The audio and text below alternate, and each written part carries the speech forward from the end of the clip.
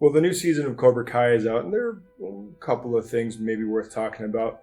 Uh, but something just jumped right out at me in the first episode, and I'm not going to give away any spoilers or anything, but when Daniel and Johnny are kind of working out their new alliance, and the kids are sparring a little bit, and things get a little out of hand, Daniel jumps in and is like, "This is why we don't spar," and well, that's kind of based in a misconception about sparring. And so you guys know me, right? And I talk about sparring a lot on this channel, and it's because I think it's important, right? And it's not that there are no problems with free sparring. Of course, there are. There are always things to adjust and tweak and all of that. But one of the things that we have to get across, and this is a really, really important concept, is just that sparring is not fighting. Sparring is not a fight. And treating it like that is generally going to make things get out of hand way faster than it should. Now, I've heard tell that Americans have a tendency of sparring harder than most other cultures.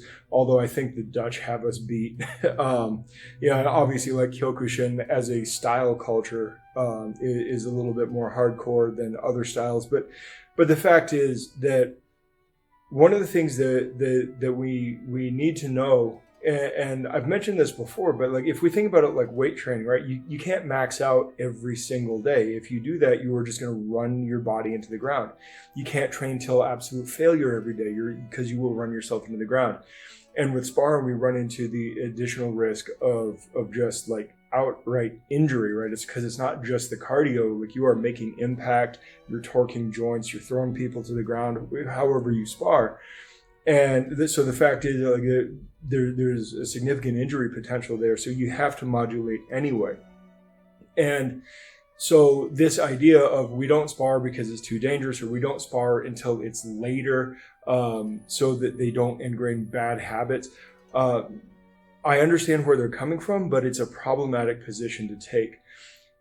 One of the things that just solves this kind of like right from the ground up is modulating intensity. And that's all it is, right?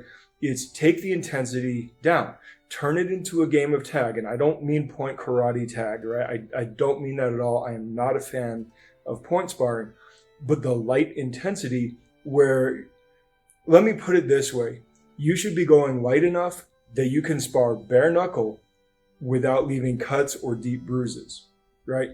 That's how light you should be going. And I honestly believe that like that is a level that you can do every single day, right? If you're training 7 days a week, which nobody is, you need to take a day off. But, if you're training every day, if you were training 7 days a week, you could do that, within reason, right? As long as your sleep and nutrition and everything are keeping up with it. But the fact is that that's a level of intensity that you could kind of keep up within moderation, because it's going to create a lot less injury opportunity. So keep that in mind, right? Being able to strike bare knuckle without leaving cuts or deep bruises, that solves so many, many problems. And here's the biggest thing, right? When you change that intensity level, that allows you to coax out the techniques that you've been training. When a student gets into the high intensity mode, not only are they going to go with the things that are comfortable, but they're going to go with the things that their adrenalized state tells them to go with, right? We always sink down to our lowest level of competency. And you want to be able to allow the student to make a read, make a decision, choose to act, carry that action out, deal with the consequences of that, right? And be able to give them coaching around that. And that means sparring at a technical level most of the time. Now, there is absolutely time and place for hard sparring. There is. And especially if you are not engaged in competition, especially if you're not engaged in professional competition, you may need to do hard sparring more often because you're not getting in those competition hours, which is totally fine. Not everybody needs to compete. And look, there are some people, like if you're talking about disabilities or the elderly or whatever, they're just going to be excluded from the hard sparring because you can't risk as much injury potential with them and all that. And that's understandable. But the fact is that There is a time and place for hard sparring, but it's not the day in and day out, right?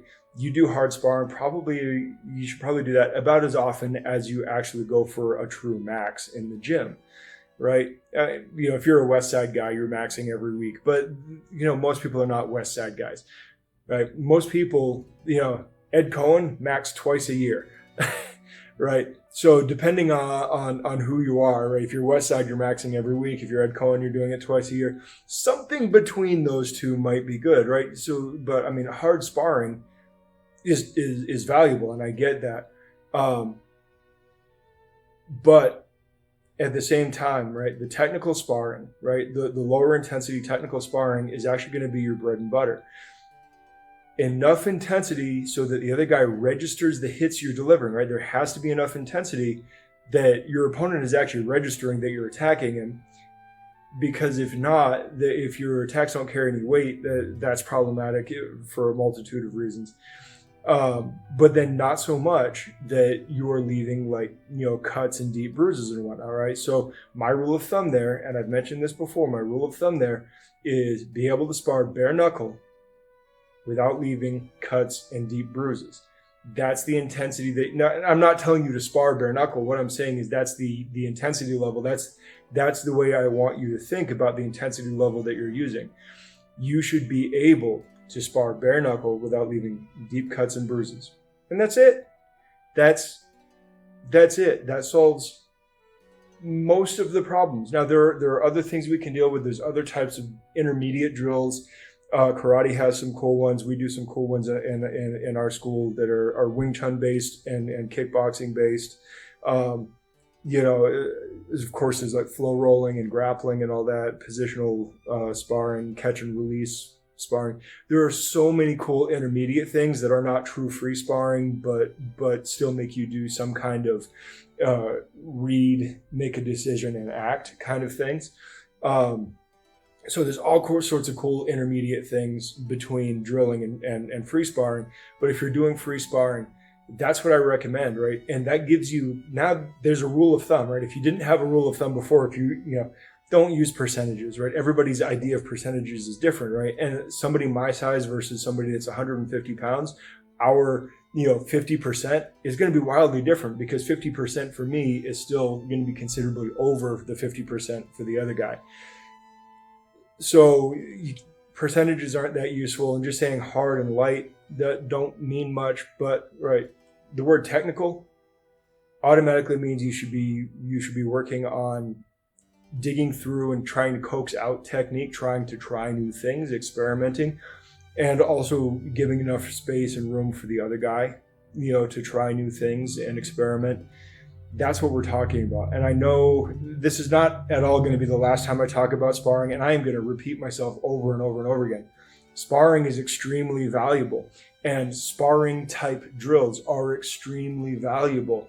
And those intermediate drills between sparring and drilling are extremely valuable.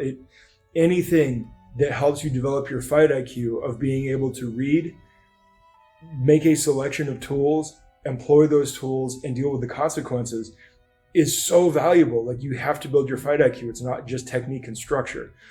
And so we need to find ways to be able to incorporate this. And if you're involved in the traditional martial arts and you don't want to lose the ethos of your traditional martial art by just turning it into kickboxing or whatever, I understand that. Find ways to make it work. There are so many ways to make it work, but you got to find ways to make it work. Because without that specificity, you're missing a large part of the puzzle, right? So it's not we don't spar, it's we need a graduated approach to sparring that allows people to actually manifest their skills. All right, guys, I am done ranting, and I will talk to you guys later. Good journey. Hey, thanks for watching. Like, subscribe, share, do all the other social media stuff. You can check out our other socials, as well as take a look at some of the merchandise that we have for offer in the links below.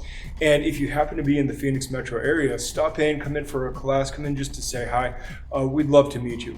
Until next time, good journey.